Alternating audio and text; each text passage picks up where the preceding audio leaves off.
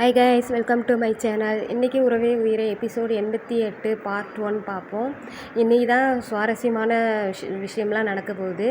இப்போ ரித்திகாவுக்கும் ரவிக்கும் நிச்சயம் நடக்குமா, ஷாலினிக்கும் சிவாவுக்கும் நடக்குமா, இதில் தான் பெரிய ட்விஸ்ட்லாம் இனி வரப்போகிற எபிசோடில் இருக்குது. தவறாமல் நம்ம சேனலை சப்ஸ்கிரைப் பண்ணிக்கோங்க. வாங்க நம்ம வீடியோக்குள்ளே போகலாம். ரித்திகாவோட அப்பாவும் இங்கே நிச்சயம் நடக்கிறனால இங்கே வந்துட்டாங்க. உடனே வாங்க வாங்க அண்ணன் வாங்க அப்படின்னு சொல்லி ரவியோட அம்மா பேசிக்கிட்டு இருக்கா. சரி, எப்படி இருக்கீங்க, நம்ம வீடை பாருங்கள் அப்படின்னு சொல்லி பேசிக்கிட்டு இருக்கா. உடனே வந்து பாஸ்ட் எப்படி போணுச்சு, விரதம் இருந்தியே, அது என்ன ஆச்சு ரித்திகா அப்படின்னு சொல்லி அவங்க அம்மா கேட்டுக்கிட்டு இருக்கா. உடனே ரித்திகா ஒன்றும் சொல்லாமல் முழிக்கிறா. உடனே ரவி ஹலோ வணக்கம் வாங்க சார் அப்படின்னு சொல்லி கை கொடுக்குறான் ரித்திகாவோட அப்பாவுக்கு. அவங்க வெல்கம் பண்ணிவிட்டு உடனே ரித்திகா சொல்கிறா, உங்களுக்காக ஸ்பெஷலாக வந்து நான் ஸ்வீட் ஒன்று ரெடி பண்ணியிருக்கேன், நீங்கள் அதை நாக்கில் வச்ச உடனே அவ்வளோ டேஸ்ட்டாக இருக்கும் பாருங்கள் அப்படின்னு சொல்லி ரித்திகாவோட அப்பாட்ட சொல்கிறா. ரித்திகா வேறு ஃபாஸ்ட்டில் இருக்கிறனால, விரதத்தில் இருக்கிறனால ஒன்றும் சாப்பிட முடியாமல் தவிக்கிறா. ரவி வந்து அதை பார்த்துறான், இவளும் அதை சாப்பிடணும்னு ஆசைப்பட்றாளே அப்படின்ட்டு என்ன பண்ணுறது, திடீர்னு எடுத்து சாப்பிட்றாளுங்க.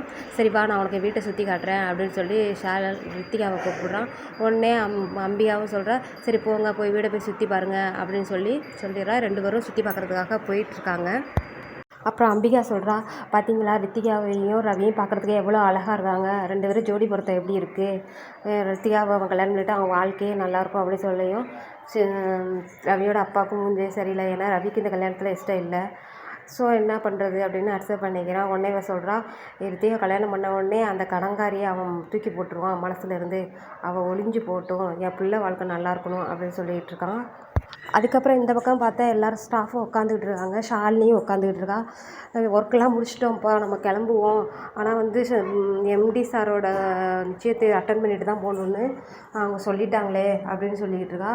நீங்கள் வேணும்னா போங்க, நான் வந்து ஒர்க்கை முடிச்சுட்டு நேராக வீட்டுக்கு தான் போவேன், நான் வரல அப்படின்னு சொல்லிட்டு இருக்கோம். சரி நாங்கள் கிளம்புறோம் அப்படின்னு சொல்லி எல்லோரும் கிளம்பிடுறாங்க. ஷாலினி மட்டும் லேப்டாப்பை வச்சு ஒர்க் பண்ணிக்கிட்டு இருக்கா. அவங்கெல்லாம் நிச்சயத்தை பார்க்குறதுக்காக போயிடுறாங்க. இவள் வந்து ஒர்க்கு இருக்கிறனால இங்கே இருந்துக்கிட்டு இருக்கா. இங்கே ரவியும் ரித்திகாவும் வந்துக்கிட்டு இருக்காங்க. ஐயோ நான் வேறு அம்மாட்ட பொய் சொல்லிடுவேணும்னு பயப்பட்டேன் அப்படின்னு சொல்லியிருக்கா.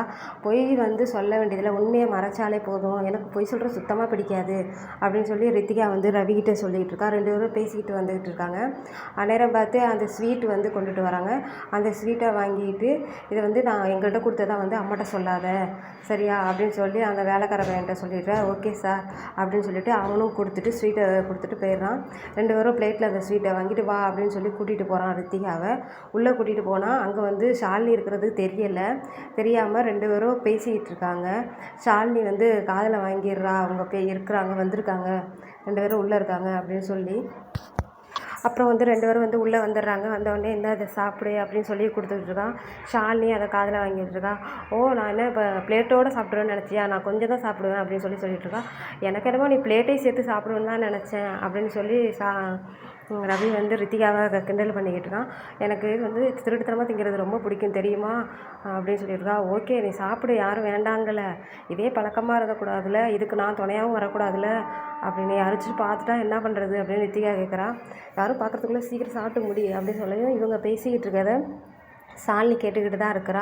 என்ன பண்ணுறது, நம்ம வேறு டிஸ்டர்பாக இருக்கோம்னு நினைக்கிறோமே அப்படின்னு. உடனே வந்து ரித்திகா சொல்கிறா, நம்ம வந்து இங்கே இருக்கிறத பார்த்துட்டு எல்லோரும் என்ன நினைப்பாங்க, நான் வந்து திருட்டுத்தனமாக சாப்பிட்றதுன்னு நினைக்க மாட்டாங்க, நம்ம என்னமோ ரொமான்ஸ் பண்ணிகிட்டு இருக்கிறதா தான் நினைப்பாங்க அப்படின்னு சொல்லியும் உடனே ஷாலினிக்கு இது தெரிஞ்சு போயிடுது, நம்ம டிஸ்டர்பாக இருக்கோமோ, சரி வெளியில் போயிடுவோம் அப்படின்ட்டு அவன் நினச்சிக்கிட்டு இருக்கா. இவளும் 2 பேரும் மாறி மாறி பேசிக்கிட்டு இருக்காங்க.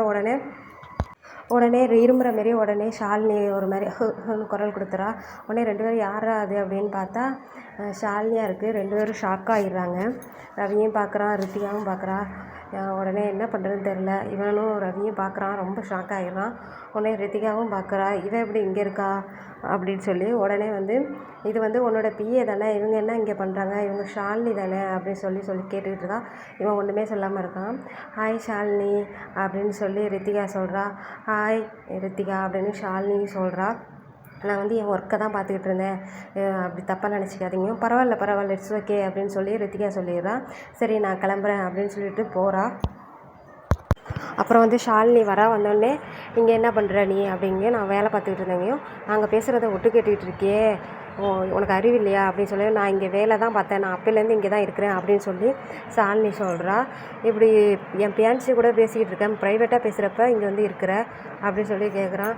நான் ஒன்றும் நீங்கள் வருவீங்கன்னு எனக்கு தெரியாதே, நான் என் ஒர்க்கு தானே பார்த்துக்கிட்டு இருந்தேன், ஒர்க் பார்க்குற இடம் தானே, அதனால தானே இங்கே இருந்தேங்க, இங்கே பேசிகிட்டு தெரியணும், ஸ்டார்டிங்லேயே நீ வந்திருக்க வேண்டியதானே, இவ்வளோ நேரம் நாங்கள் பேசுகிறத விட்டுக்கிட்டு இருந்திருக்கேன், அப்படிலாம் இல்லை, நான் விட்டுலாம் கேட்கல அப்படின்னு ஷாலினி சொல்கிறான்.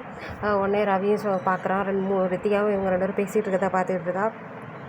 சரி நான் கிளம்புறேன் அப்படின்னு சொல்லி சொல்கிறான்.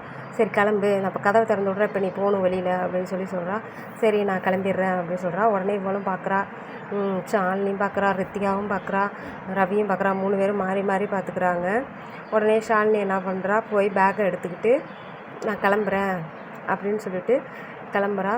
சரி போ அப்படின்னு சொல்லி இவனும் சொல்கிறான். சீக்கிரம் கிளம்பு, ஒருத்தவங்க ப்ரைவேட்டாக பேசுகிறத ஒட்டு காக்கிற வேலை வச்சுக்காத அப்படின்னு சொல்லிட்டு ரவி வந்து ஒரு மாதிரி ஹார்ஷாக பேசுகிறான். நான் உன்னை காலையில் ஒரு ஃபைல் முடித்து கேட்டேன், இம்பார்ட்டன்ட், அது ஏர்லி மார்னிங் எனக்கு வேணும், அதை முடி சீக்கிரம் அப்படின்னு சொல்கிறான். சரி நான் முடித்து வைக்கிறேன் அப்படின்னு சொல்லிட்டு ஷாலினியும் முறைச்சி பார்த்துட்டு போயிடுறா. இதோட இந்த பார்ட் முடியுது. நெக்ஸ்ட் பார்ட்டில் நம்ம பார்ப்போம். நம்ம சேனலை சப்ஸ்கிரைப் பண்ணாதவங்க கொஞ்சம் சப்ஸ்கிரைப் பண்ணிக்கோங்க, கொஞ்சம் சப்போர்ட் பண்ணுங்கள். டாட்டா.